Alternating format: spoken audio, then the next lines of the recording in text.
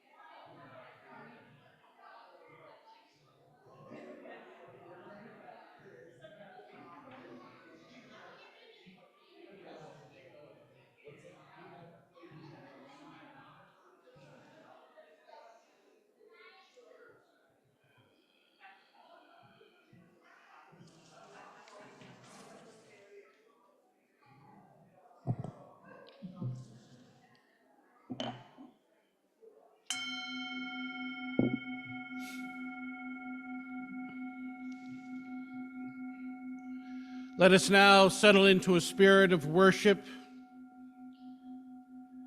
with a moment of silence to be followed by the music of River by Peter Cater.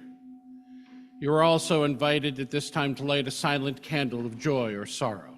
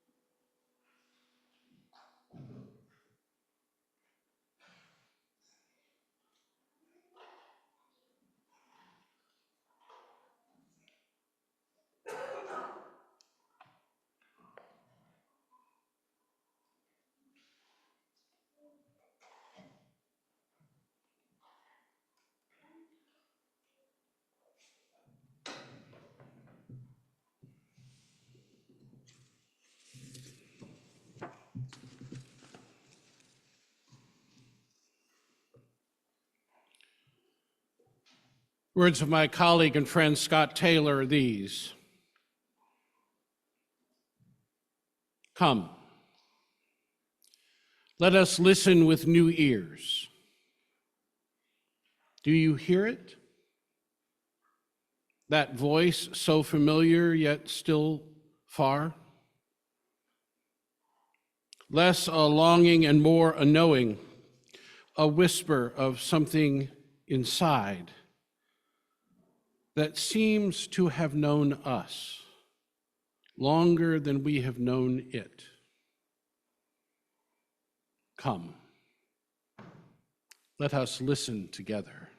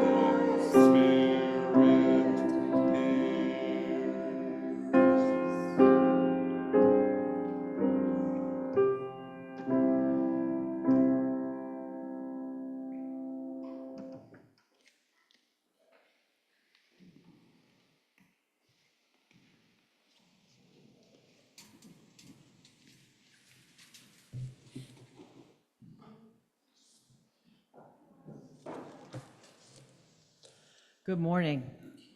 Good morning. Welcome to the Unitarian Universalist Church of Worcester, the congregation of love, hope, and justice, inspiring people to take on the challenges of a changing world. My name is Anna Gregory, and I'm one of your worship associates this morning. We begin by acknowledging that in Worcester, Massachusetts, we work, learn, live, and worship on the seized ancestral homeland of the Nipmuc people, who survive and remain active as a Nipmuc nation. We offer a special welcome to those of you who are new or visiting us for the first time this morning. We're delighted that you are here. We hope that you will join us in Fellowship Hall following the service for refreshments and conversation. If you have questions or desire more information about the service or any of the ministries and programs of this congregation, please do not hesitate to ask. We invite you to fill out one of the cards found in the pews. These cards can be placed in the offering plate or given to one of the ushers or greeters this morning. For those of you joining us online this morning, we offer you a very special welcome for safety purposes and so that we might come to know you better. As you are able, please place your name in your video feed. Please take a moment to sign one of the attendance clipboards that are now being circulated. Though you are not obligated to sign, we appreciate your information and will use it for church purposes only. During the service, we offer an opportunity to share a brief personal joy or sorrow. If you would like yours to be read aloud by the minister, please print it on an index card found in the pew and drop it in the collection plate. These cards will also be posted outside the minister's office to be shared with our friends at other services. For those online, you can place a joy or sorrow in the chat, and we will share it during this time in the service. In the foyer are listening devices and large print service programs and hymnals for those who may find their assistance helpful. Please see one of our ushers who will be pleased to assist you. I invite you to turn your technology to worship mode. And finally, please note the announcements on the back of your program. There will be time at the end for short verbal announcements. We're so glad that you're here and hope that this morning is an opportunity for rest, reflection, and rejuvenation. So I have an announcement to make. Actually, I'm going to put on my fundraising hat. And her name is Kashi, by the way. So I'm speaking to you now in my capacity as co-chair of the auction committee. I'm here to promote the auction, which starts December 7th, and we need your help. We raised $6,000 last year for the church, and our goal this year is $10,000. So go team UUCW. This year, we have a new approach to the auction, as some may have heard. There will be no physical items like scarves or teapots. We are focusing on services, experiences, and gift cards. And you ask us why? The two items that received the most bids last year were yard work by Kim McCoy, thank you, and 4 hours of house cleaning by Aaron Barber, also known as Clean Bee Made. Very useful stuff. Other bestsellers included gift cards to restaurants, gift cards to Target, Tide Pool Bookstore, liquor stores, experiences such as sailing and guided hikes, massages, apple pies, and the coveted homemade bread baked by our minister. So we're focusing on what sells, and that's why I hold this giant gift card, just to give you a memorable image today to bring home to you. Now I lost my place. Okay. We need these for the auction, and we're asking for your help to collect them, and I will share the best way to get them. Ask an establishment that you visit often to donate a gift card. We receive several donations like this every year by simply asking, and the auction gives visibility to their business.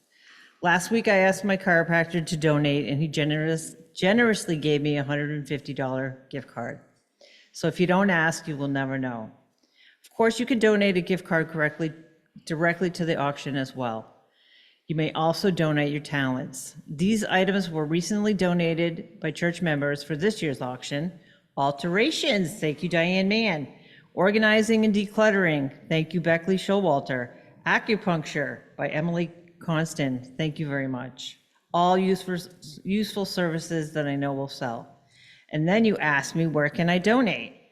You will see this QR code on my poster, and there'll be another one posted on the hallway. This QR code will take you to our form where you can indicate that you would like to donate. We're also collecting items for gift baskets for the craft fair raffle, which is held on the first day of the auction. Thank you for listening and considering how you can help this important effort. See me in Fellowship Hall after the service if you have questions or if you would like to join us in this effort for the church. Thank you so much.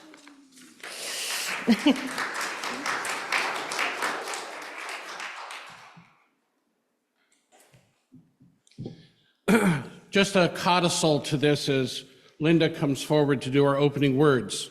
You will never receive an email from me asking you for gift cards, right?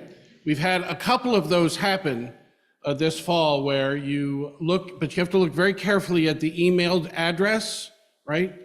minister@uucworcester.org or Payson at either Charter or Gmail are the only 3 email addresses I use, none other.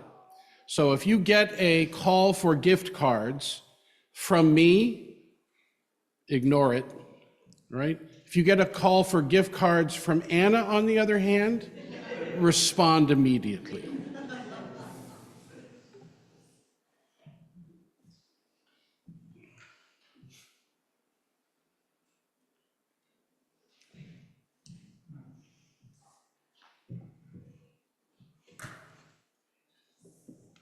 I always have to disappear for a few minutes.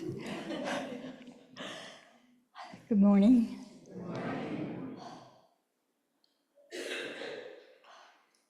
morning. Words by John Saxon. Listen, can you hear it? The Spirit is calling. It calls us in the silence and through the noise and busyness of our daily lives. It calls us in the brightness of the day and the darkness of the night, in times of hope and despair.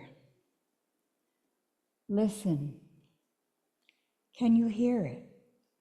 The Spirit is calling. It doesn't matter what you call it, for it has no name and has many different names. The Spirit of life, the Spirit of love, the Spirit of compassion, the Spirit of hope, the Spirit of justice. Listen, can you hear it? The Spirit is calling. It's calling to you and to me. It's calling us to greater wholeness, greater connection, greater service, greater love. It's calling us to heal the brokenness within ourselves, in others, and in the world. It's calling us to live more deeply. It's calling us to beauty. It's calling us into community. It's calling us into the greater life of all. Listen, can you hear it? The Spirit is calling. Amen.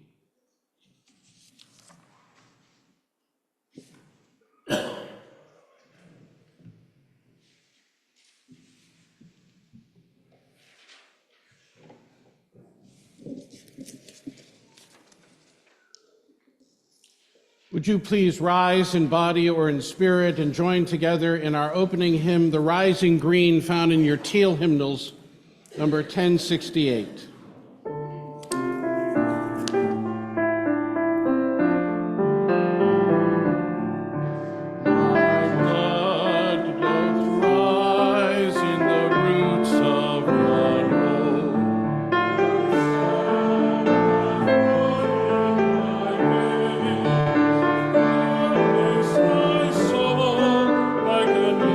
Open sky, where the stars forever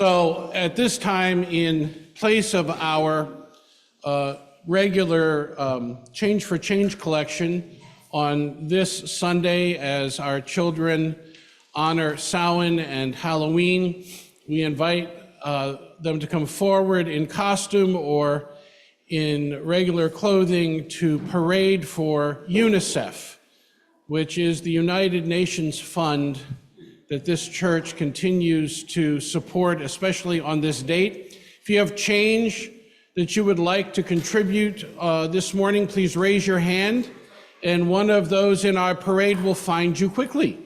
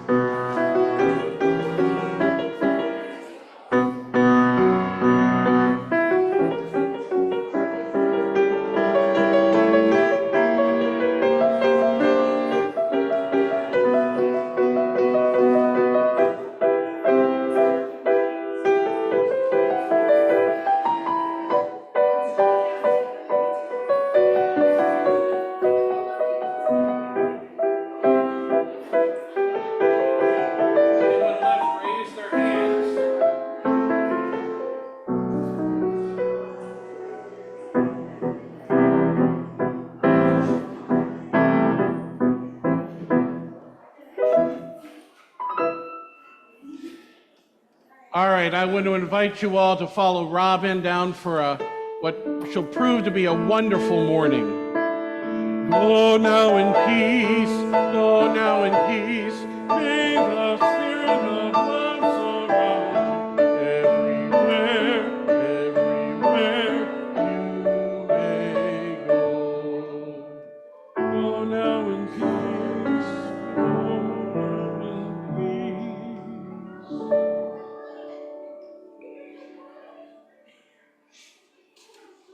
Close that.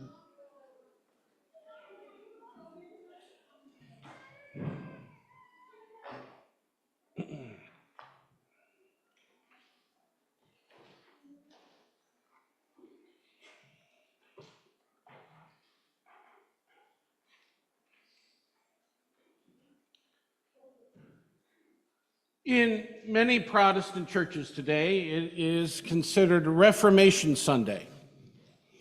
My favorite Reformation Sunday was years ago when I was serving in Marietta, Ohio, when my colleague and dear friend, Reverend Andrew Gurns, and I climbed to the chancel for a theological disputation in mime, where behind screens on both sides of the sanctuary, without saying a word, we debated Trinitarian and Unitarian principles. He first went behind the screen and came out with the Book of Common Prayer and the Bible. I went behind my screen and I came out with a laundry basket in which I put the Bible, the Book of Common Prayer, the Quran, the Vedic literature, the Buddhist Bible, and finally just dumped everything onto the table. Didn't say a word.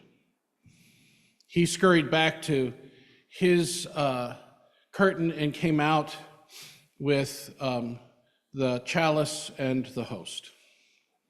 I scurried back to mine. I came out with a coffee mug and a donut. He scurried back to his and he grabbed the Christ candle, and I went forward and brought the chalice. And we went on like this for minutes, and then we ruined the whole thing by actually making comment about it afterwards. And the my good folk there said, you know, it would have been fine if you'd just done it for another 5 minutes and not said anything. We'd have gotten it. It was fine. But it is a Sunday for us to consider what perhaps unique contributions we as a tradition or traditions have added to this date. Now, commonly, Reformation Sunday refers to the Sunday, last Sunday in October, closest to October 31st, which is a date from 1517. What happened on October 31st, 1517? David. Luther nailed his 95 theses. No. But I remember a student who wrote me and asked about that, and she said it was his 95 theses. I'm like, no, but his 95 things onto the door of the chapel at Wittenberg. And what's paramount to understand about Luther's actions was Luther did not intend in that moment to start a new tradition. He wanted to reform Catholicism. But Reformation is often difficult when those in authority are recalcitrant, who think of anything that would threaten their ability to control truth, to be abhorrent to the faith. And so thus began a series of reformations. There's a wonderful book that I read a number of years ago on the Reformations instead of the Reformation. There are plentiful.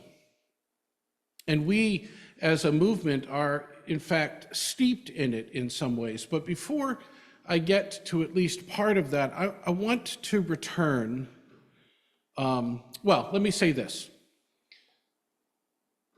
Reformation Sunday associated with October 31st, but today is October 27th. And does anyone know what the significance of the date of October 27th is?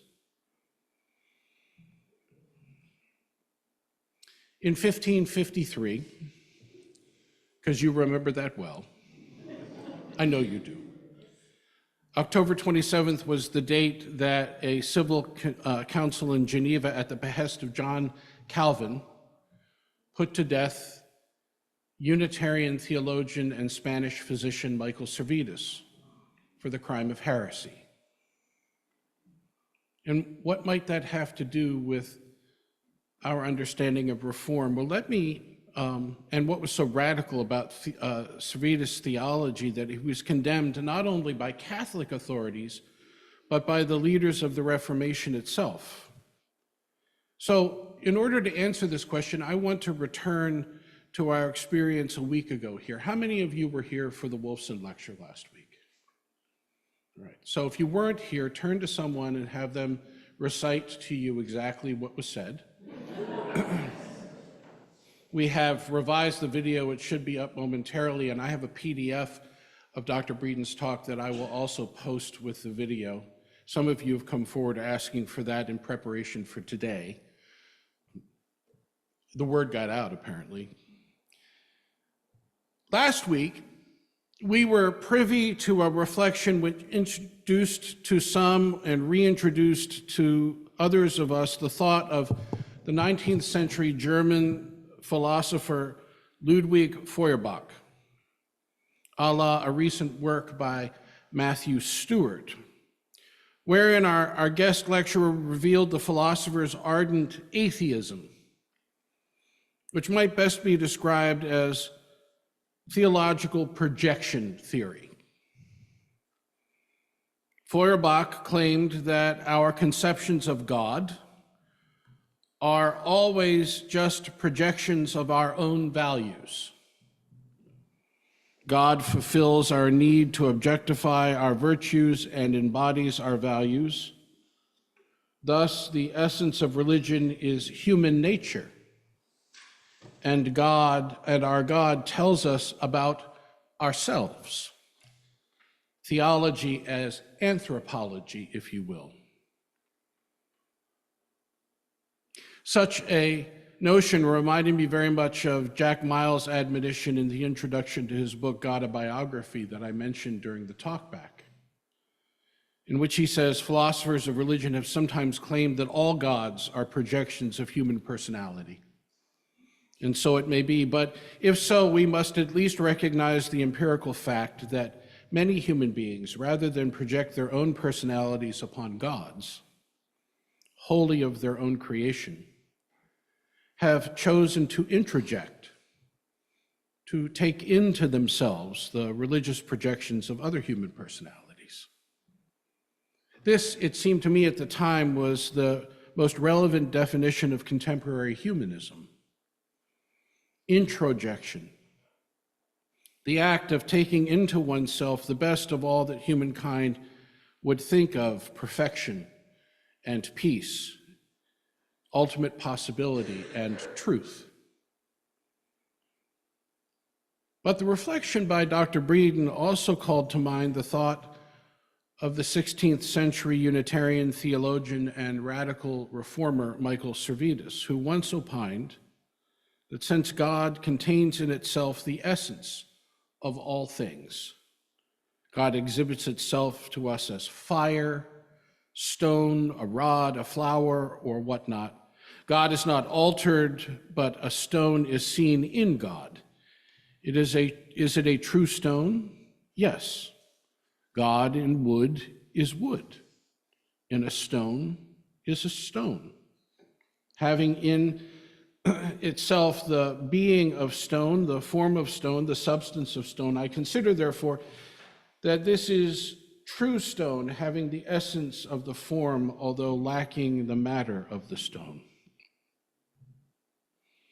For Servetus, an emanationist, the divine confers being, essence, and particularly upon all that is and is the sustainer of all that is. God, in other words, fills all things.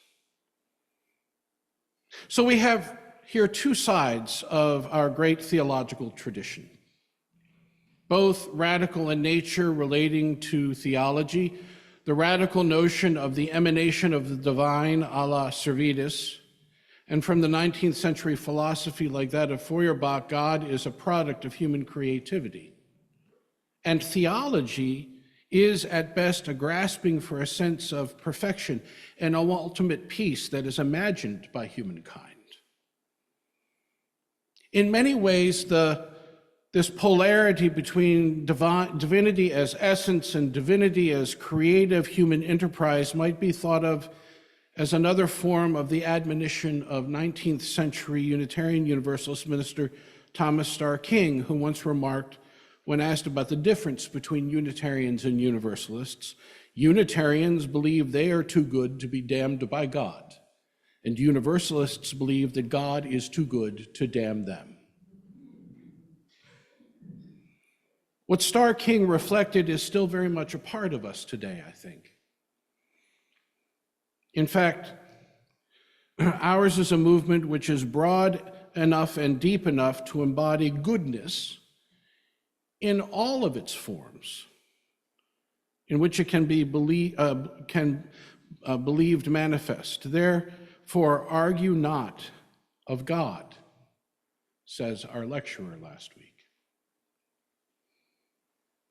And yet, it is precisely what early reformers like Servetus were in fact doing, arguing about God. But unlike many of the reformers of the 16th century, Servetus was not particularly interested in reforming the church.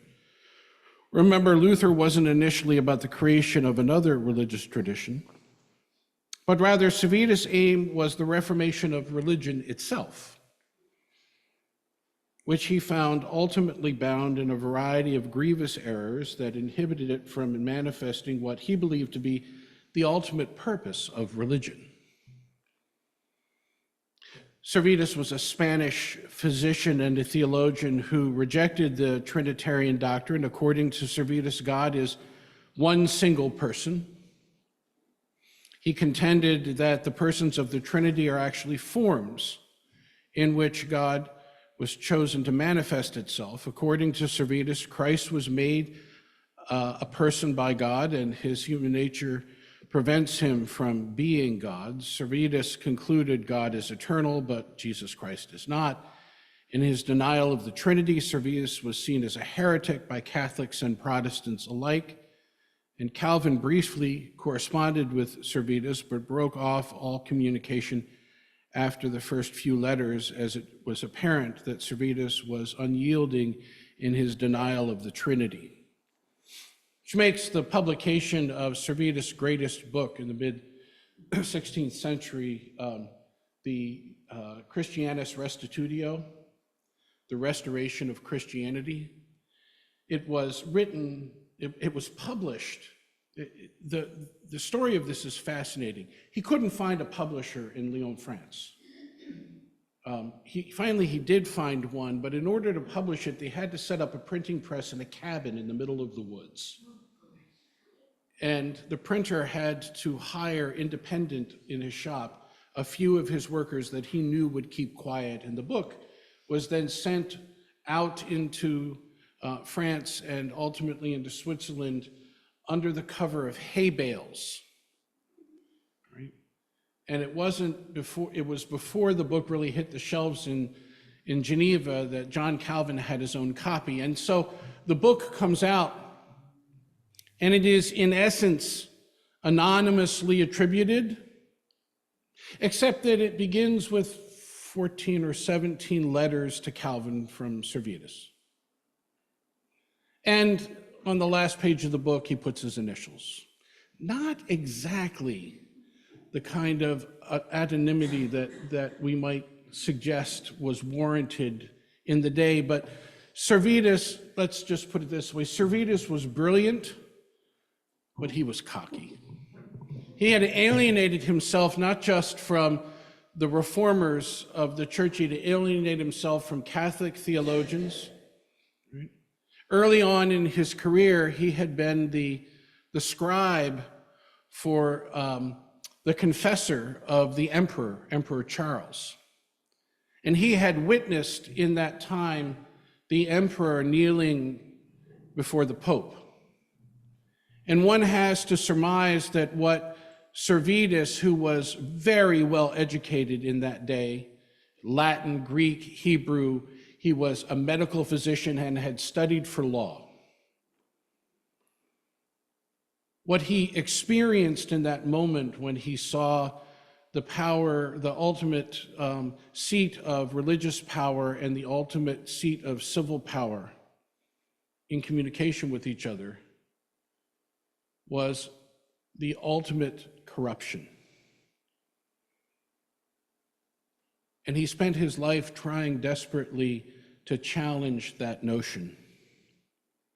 In 1552, the Spanish Inquisition took action against Servetus, but he escaped their hands.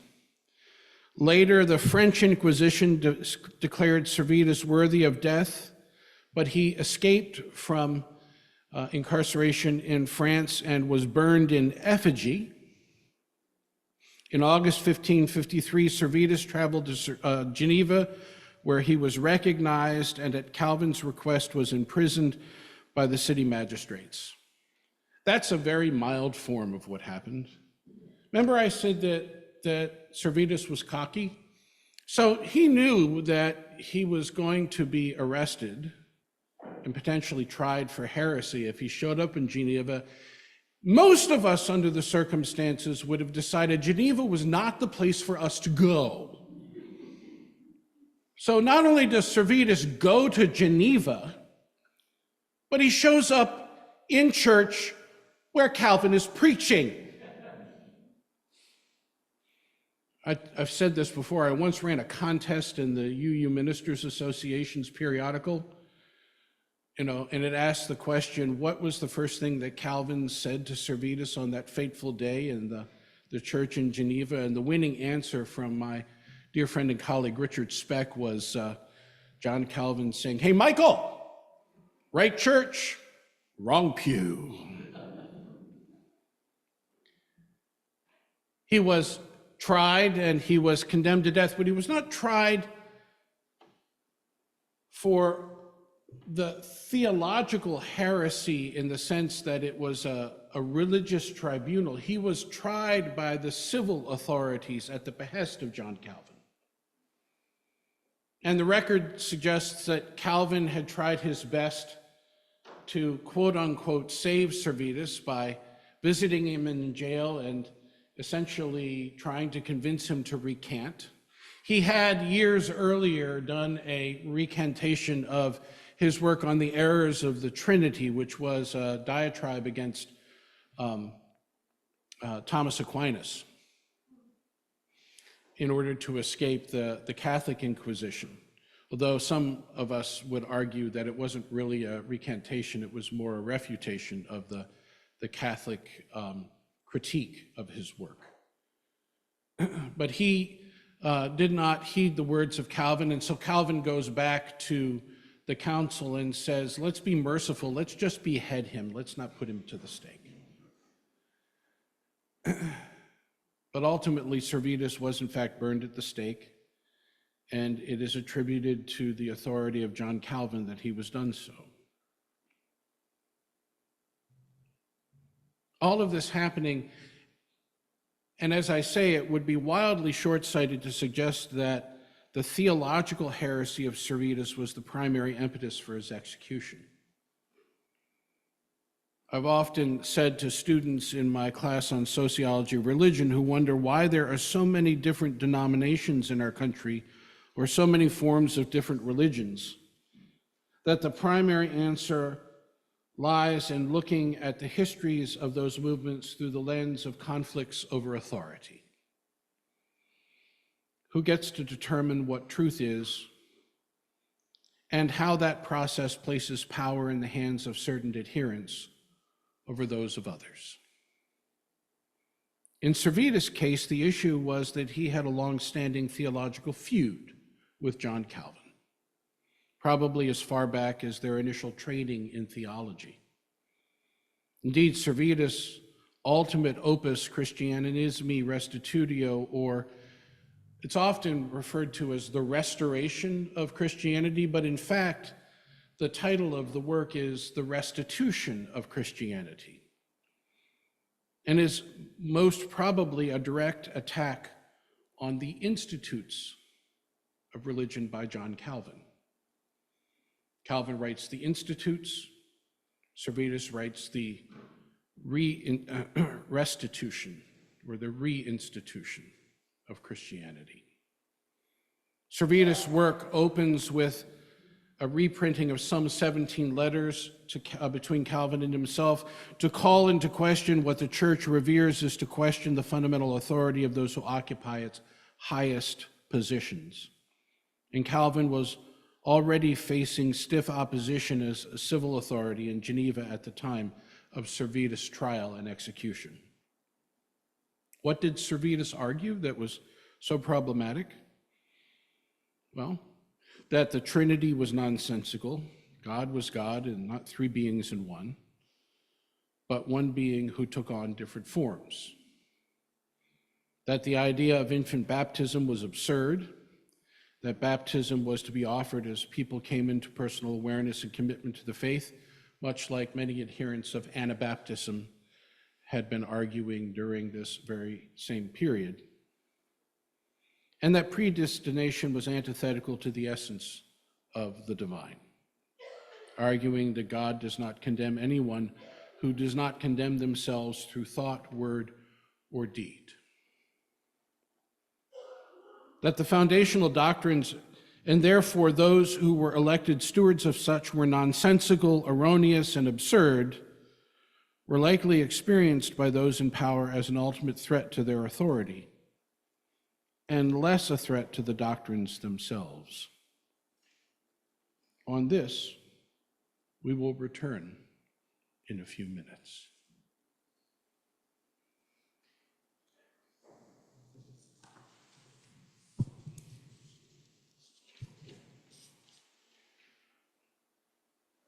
Do you want to hear some good news? Yes. This week, we were extraordinarily busy as a congregation, as the largest of the voting precincts in the city but moreover for 3 days as the site for early voting here from about 7 in the morning until 5 or 7 at night, or 9 in the morning until 5 or 7 at night. And I want the congregation to know that we fed those workers very, very well. There were leftovers from last week's wonderful fare for the lecture. And instead of the staff gobbling it all up, when I walked in and I said, "Have you all eaten?" They said, "Not yet." And I said, "Well, look in the refrigerator." And I think that they'll be back, I hope. Problem was that the fellow that was the person from the police department that was there was a very dear friend of mine. And so every time I walked in the room, he would shout, "Are you here to vote again?" When I answered, "I've already voted 3 times," I figured I was already confirming what everyone else thought. But to my way of thinking, this is another dynamic of our continued support for the democratic process. People know that they are welcome in this place, and they know that this place is not going to politicize their particular way of being, but it is going to invite them to vote their conscience and invite them to participate as a full citizen in the process. And I'm very grateful to this congregation for continuing to anchor our community in that commitment.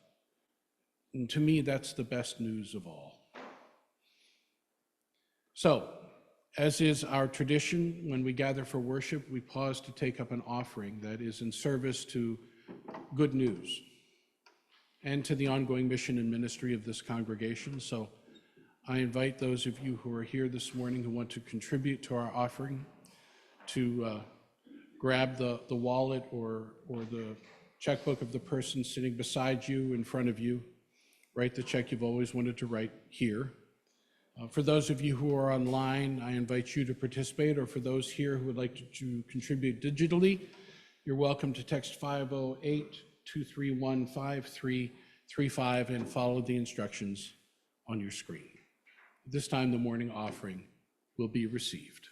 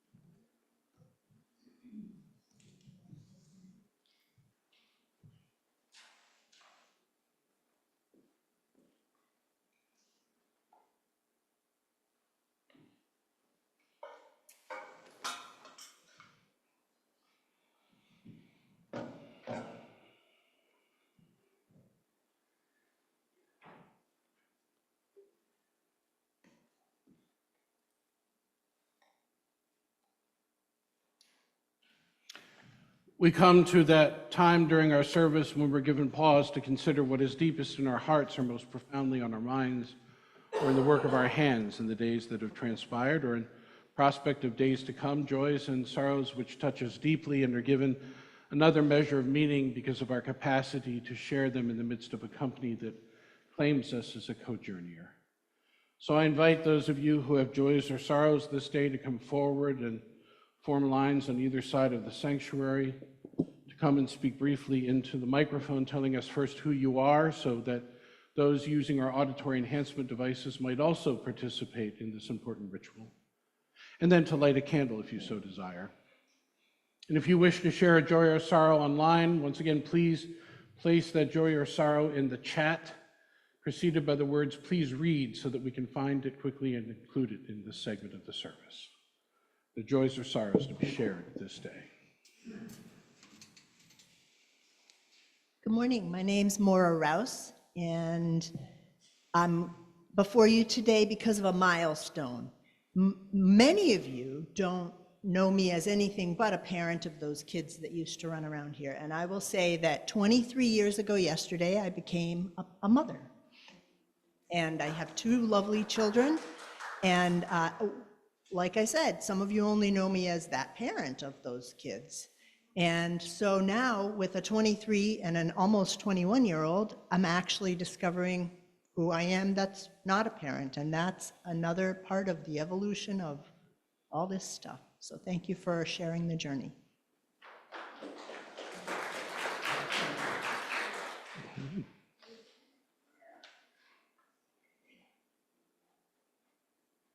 Good morning. My name is Pauline Corshane. I am sad and I am happy.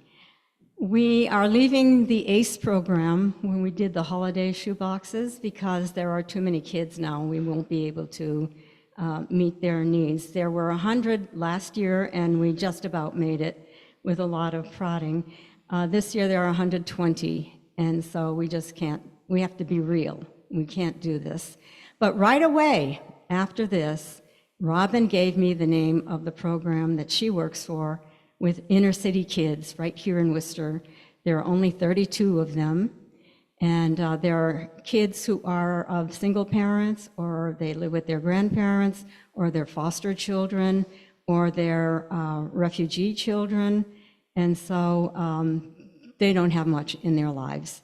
So we're going to work with them. The name of the program is Judy's Jubilee, Creative Hub, Judy's Jubilee After School Arts Program. And this lady feels that art is a very good way for the kids to heal.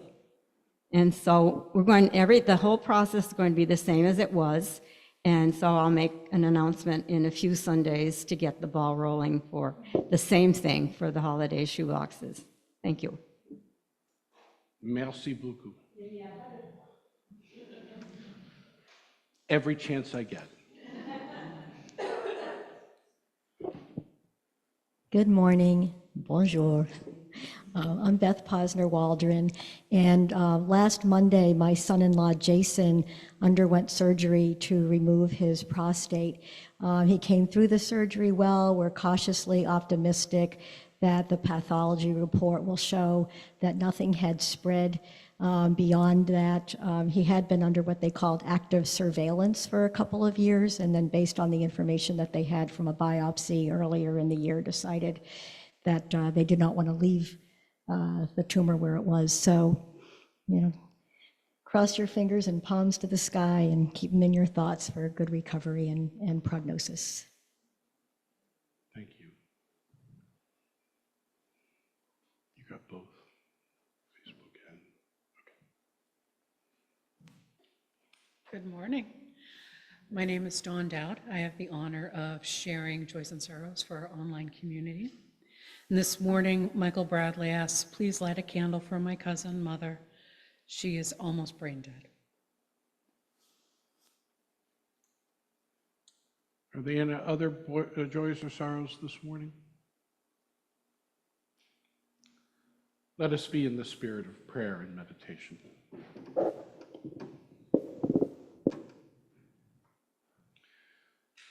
Spirit of life, we come to you this day in order that we might remember those most vulnerable into our midst. Those who grieve, those who pray for health and well-being, those who hope. let us be mindful of the privilege of our being, that we are capable of surrounding and supporting each other during trying times. Let us also be aware of our capacity as healers, to know that a touch, a smile, a hand, a hug is capable of helping to return someone to a sense of wholeness. That wellness is more than the absence of dis-ease. It is the presence of love. On this day, as we review a history that is replete with acts of violence and acts of reformation, let us be clear that we align ourselves with that history that requires more of us to work for peace, to work for hope and justice.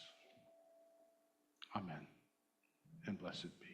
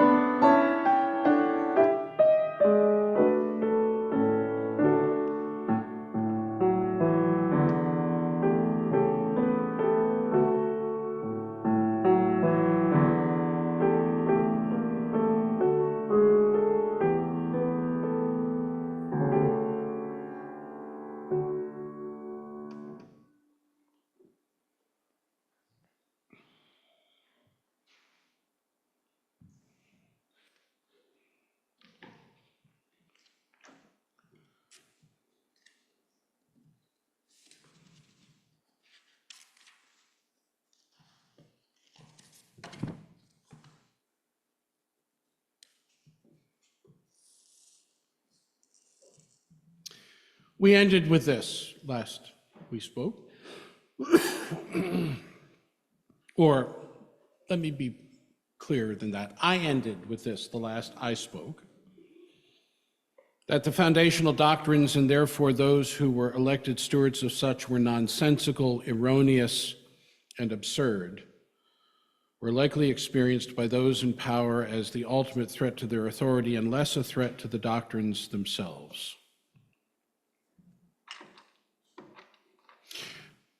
Where my mind goes when I review this history is a notion that I have preached a number of times from this pulpit, but it bears repeating, especially 2 weeks before this election. More of that I will talk about next week. More on that I will talk about next week. And that is Cornel West's notion of the difference between Constantinian and prophetic Christianity. Do any of you remember these concepts from the past? So for Cornel West, the Princeton and Harvard theologian and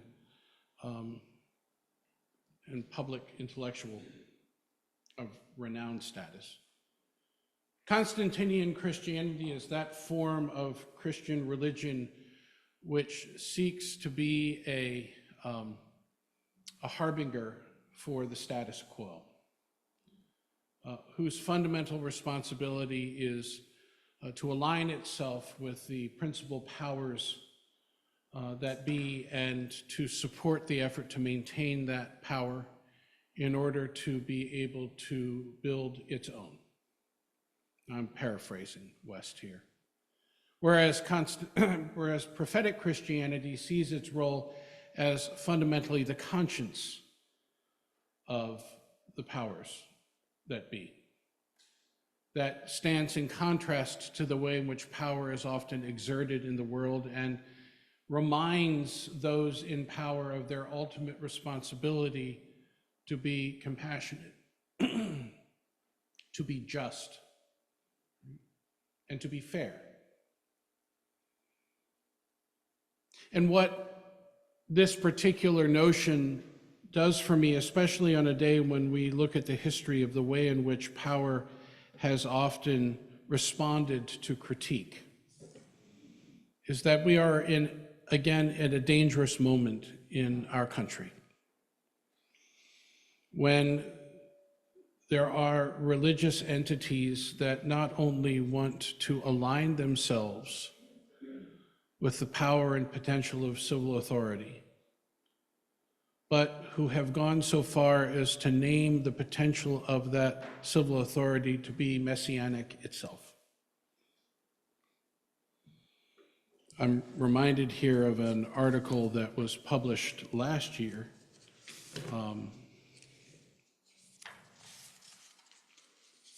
Where did I put it?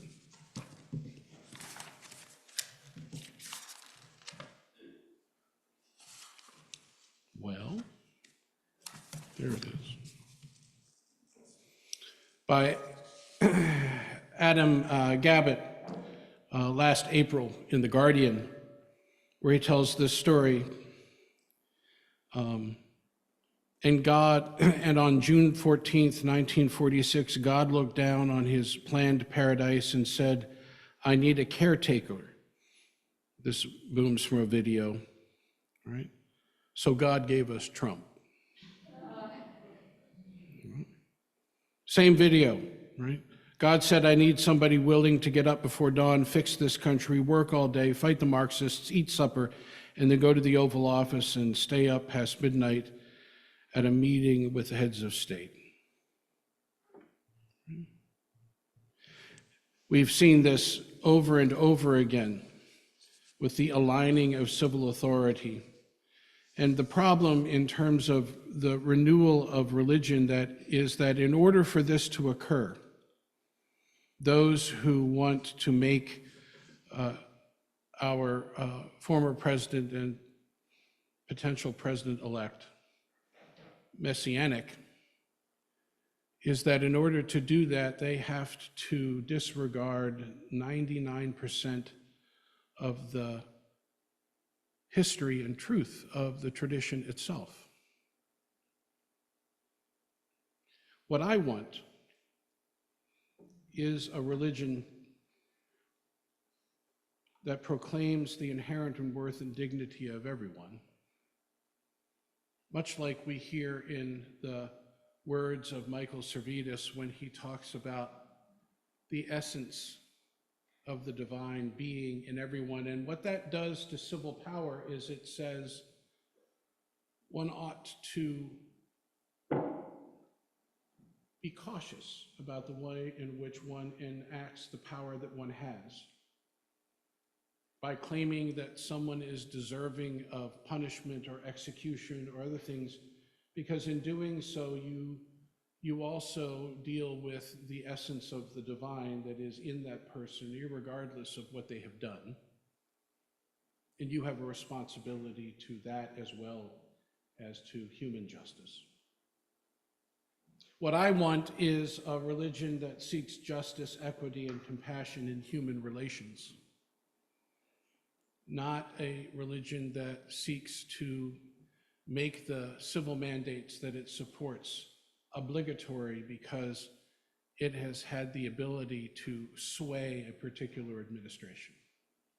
What I want is a religion that calls us to accept one another and encourage one another to spiritual growth, not one that suggests that this election is a divine mandate. What I want is a religion that affirms the right of conscience and the use of the democratic process, not one that seeks to continue to drive the narrative that government itself is corrupt and the process by which we vote to fill the offices of those who serve in the government is broken.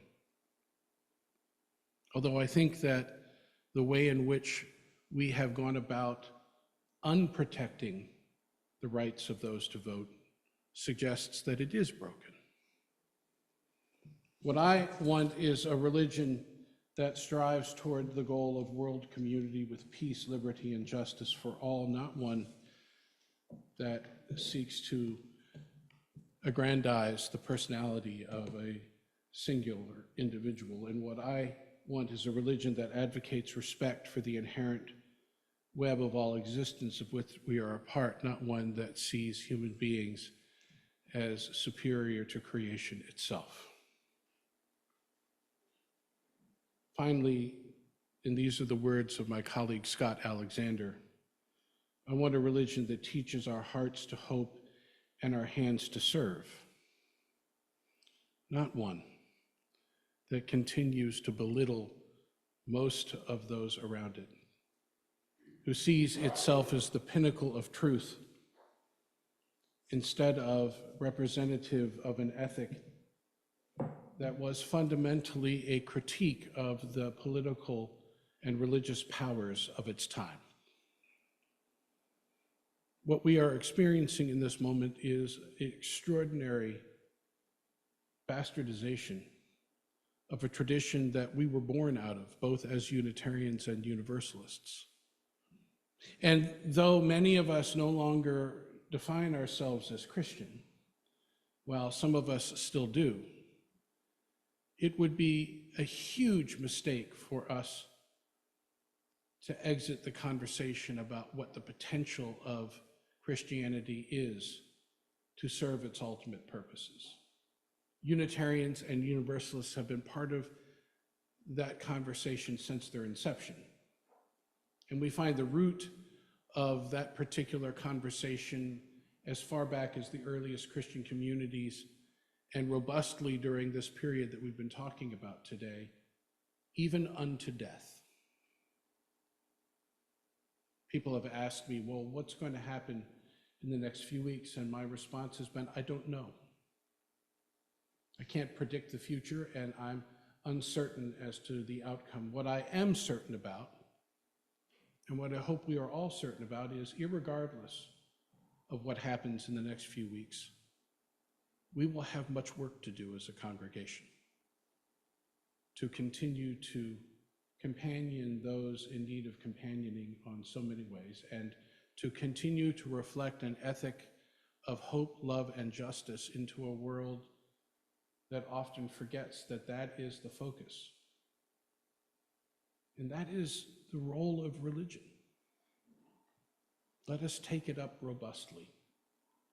Let us learn from our ancestors what it means to put one's life into one's work and boldly enter the unknown.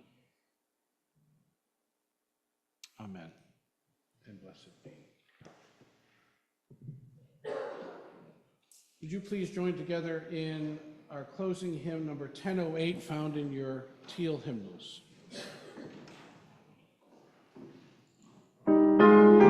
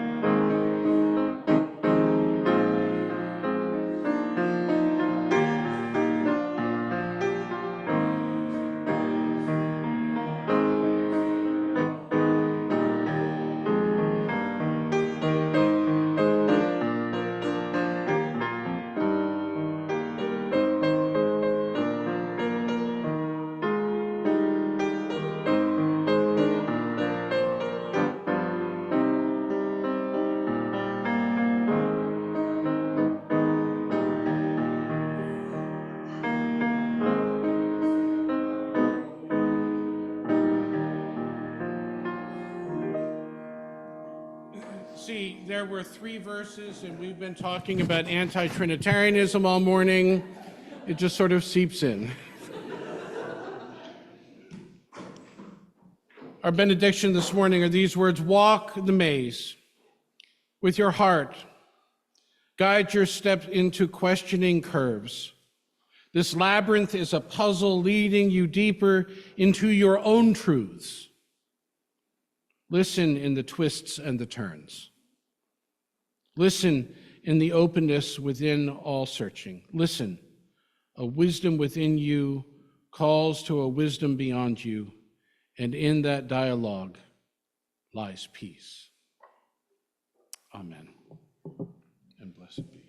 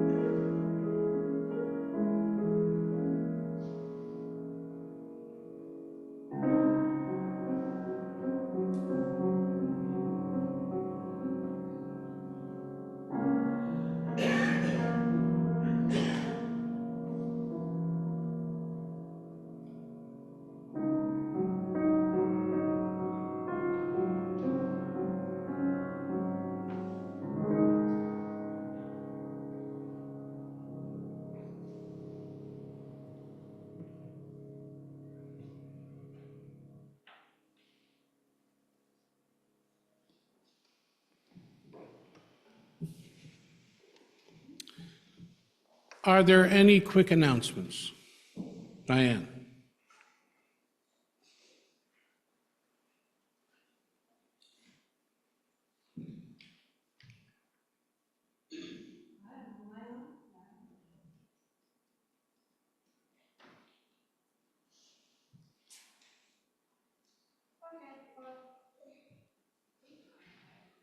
I'm going to throw it really loud. So we have this lovely tradition here of women running away in the spring for a weekend. Last year was not the most beautiful democratic process. I led it.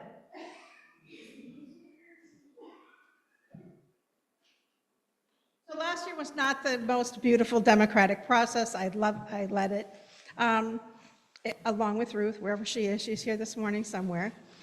I would like anybody who's ever thought about coming to Women's Runaway Weekend, been on Women's Runaway Weekend or whatever, after they have a little coffee, come join me in the lounge. We can chat about it and chat about where to go, what the price should maybe be, that kind of thing. So join me in the lounge for coffee. And all the guys,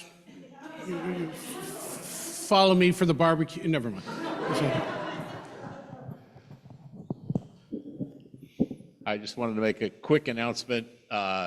This coming Friday is the first Friday of November because it's November 1st, but we will not be having game night on the 1st of November, but rather on the 8th of November, so that the election will be out of the way and the polling folks will be done using the using Fellowship Hall.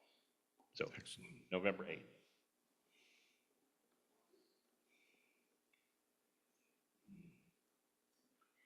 So over the last few weeks, I've been rearing some of our butterflies from our native plant gardens outside, and we have 3 butterflies that are ready to begin their migration to Mexico. They're in Fellowship Hall, and the RE kids and I tagged one as part of a citizen science project with Monarch Watch, and so I'm going to be tagging the other 2 during coffee hour if anybody wants to join me to learn how that process works and to send them on their way, and then we'll go release them out in the garden because it's a beautiful sunny day. Excellent. Once again, beloved, worship in this place has come to an end, but our service continues next with an opportunity for refreshment and conversation. May yours be a wondrous and wonderful week.